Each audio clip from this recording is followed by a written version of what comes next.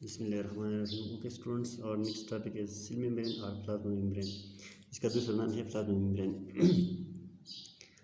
Basically cell membrane is present in all types of cells, चाहे वो plant cell है या एनिमल सेल है, दोनों के ऊपर सेल मेम्ब्रेन प्रेजेंट होता है।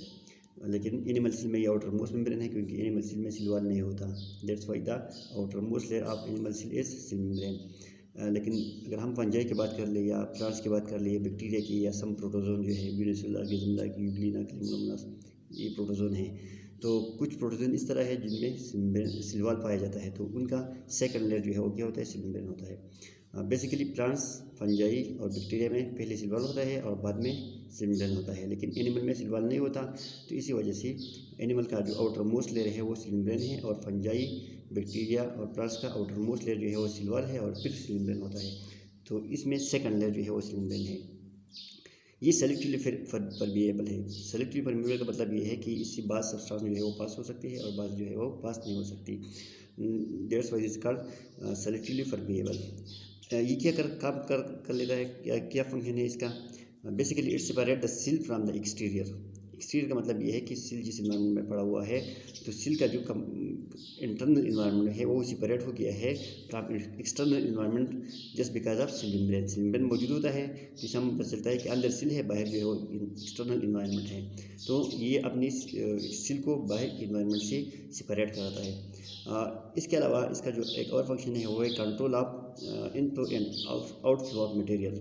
जब भी सेल में कोई चीज़ अंदर चला जाता है या बाहर आता है, तो ये कौन कंट्रोल कर लेता है? ये सेल मेम्ब्रेन का फंक्शन है, क्योंकि ये सेलेक्टिवली परमिएबल है। तो बाद सब्सटेंस को इजाज़त देती है कि वो अंदर चली जाए और बाद को इजाज़त नहीं देती। तो ये क्या है, इनफ्लो और आउटफ्लो मटेरियल जो है यहाँ से कंट्रोल होता है। Enable the cell to form separate organelle for specialised function. इसका मतलब ये है कि सेल के अंदर जितनी भी ऑर्गेनेली होती है उनका केमिकल कंपोजिशन और सेल मेम्ब्रेन का केमिकल कंपोजिशन क्या होता है, सेम होता है। फॉर एग्जांपल माइटोकॉन्ड्रिया का जो मेम्ब्रेन है या न्यूक्लियस का जो मेम्ब्रेन है या एंडोप्लाज्मिक रेटिकुलम का जो मेम्ब्रेन है, उनका केमिकल कंपोजिशन और सेल मेम्ब्रेन का केमिकल कंपोजिशन क्या है, वो सेम है। तो सेल के अंदर जितनी भी ऑर्गेनेली होती है जिसके ऊपर मेम्ब्रेन होता है, फॉर एग्जाम्पल हमारे पास ये एक सेल है, ये एक सेल है और ये इसका सेल मेम्ब्रेन है, ये न्यूक्लियस है। तो ये न्यूक्लियस जो है इसके ऊपर भी मेम्ब्रेन होता है और सेल के ऊपर भी मेम्ब्रेन होता है। सेल के अंदर मुख्तलिफ़ किस्म की जो ऑर्गेनेल बनती है, फॉर एग्जाम्पल ये हमारे पास राइबोसोम है या ये क्लोरोप्लास्ट है, ये ऑर्गेनेल का जो मेम्ब्रेन है ये भी सेल मेम्ब्रेन की तरह होता है। तो ये सेल मेम्ब्रेन और ये मेम्ब्रेन बेसिकली कंपोजिशन में सेम होती है। तो फॉर एग्जाम्पल हमारे पास ये मुख्तलिफ़ किस्म की ऑर्गेनेल बनाती है और उन ऑर्गेनेल का अपना अपना एक फंक्शन होता है। फोटोसिंथेसिस का एक मैंने एग्जाम्पल लिखा हुआ है, और रिस्पायरेशन का। फोटोसिंथेसिस के लिए क्लोरोप्लास्ट रिस्पॉन्सिबल है और रिस्पायरेशन के लिए माइटोकॉन्ड्रिया रिस्पॉन्सिबल है। तो माइटोकॉन्ड्रिया का जो मेम्ब्रेन है और क्लोरोप्लास्ट का जो मेम्ब्रेन है वो भी सेल मेम्ब्रेन की तरह होता है। तो सेल मेम्ब्रेन का हम ये फंक्शन भी डिस्कस कर सकते हैं कि इसका भी एक रोल है कि ये सेल के अंदर मुख्तलिफ़ किस्म की ऑर्गेनेल बना लेते हैं। सेल के अंदर मुख्तलिफ़ किस्म की ऑर्गेनेल जो है वो मुख्तलिफ़ किस्म की फंक्शन परफॉर्म कर लेते हैं। फॉर एग्जाम्पल फोटोसिंथेसिस हो गया या रिस्पायरेशन हो गया। इसके अलावा सेल मेम्ब्रेन के ऊपर रिसेप्टर होते हैं। रिसेप्टर मीन जो किसी चीज़ को एक्सेप्ट कर लेते हैं।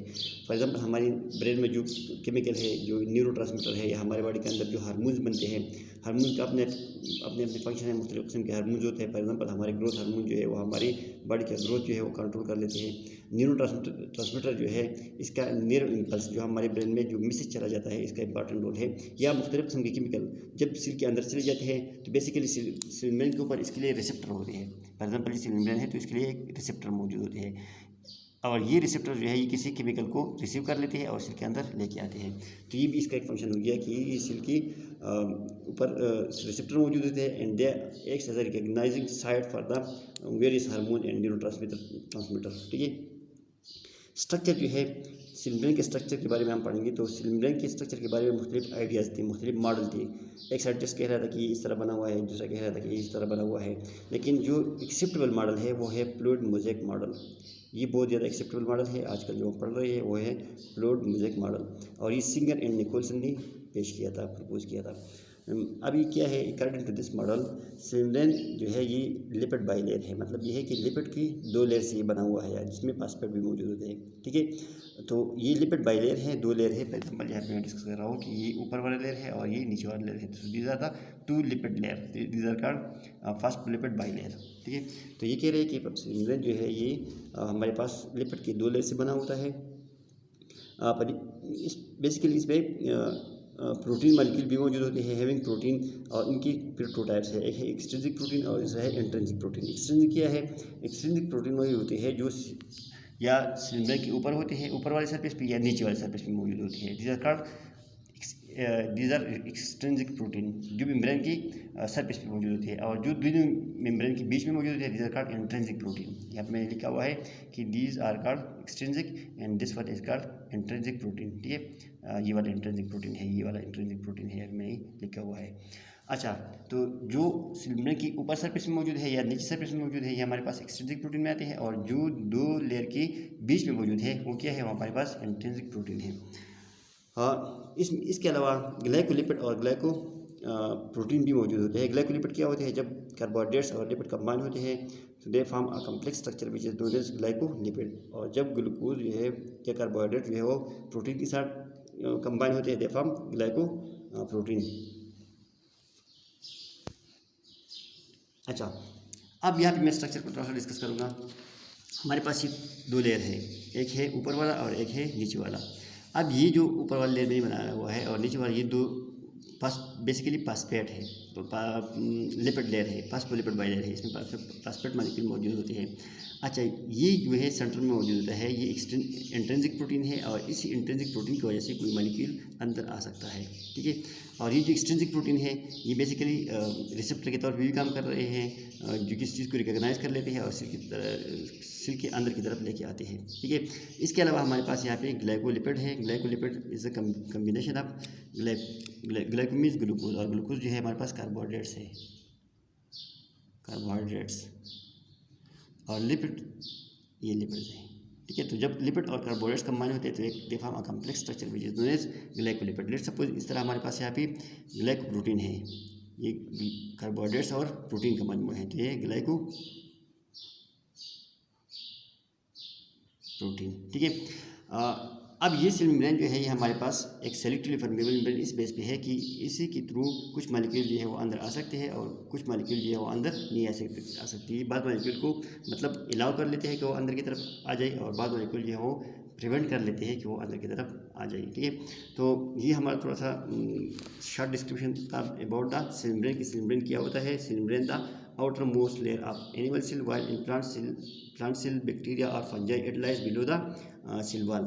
ये सेलेक्टिवली परमिएबल है। इसके अलावा इसका जो फंक्शन है, it controls the inflow and outflow of material, cell को एक्सटीरियर से सेपरेट कराता है, सेल के अंदर मुख्तलिफ किस्म के ऑर्गेनेल बनाते हैं, और उन ऑर्गेनेल का अपना एक फंक्शन होता है। फॉर एग्जाम्पल हमारे पास क्लोरोप्लास्ट है या माइटोकॉन्ड्रिया है, तो उनका अपना अपना एक रोल होता है सेल के अंदर। इसके अलावा इसके ऊपर रिसेप्टर भी मौजूद होते हैं। तो रिसेप्टर का रोल क्या है? रिसेप्टर का रोल ये है कि ये किसी मॉलिक्यूल को पहचानते हैं और फिर वो उसको सेल के अंदर लेके आते हैं। फिर इसके अलावा मुख्तलिफ आइडियाज़ थी कि सेल मेम्ब्रेन किस चीज़ से बना हुआ है। तो मोस्ट एक्सेप्टेबल मॉडल जो है वो हमारे पास सिंगर और निकोलसन का है।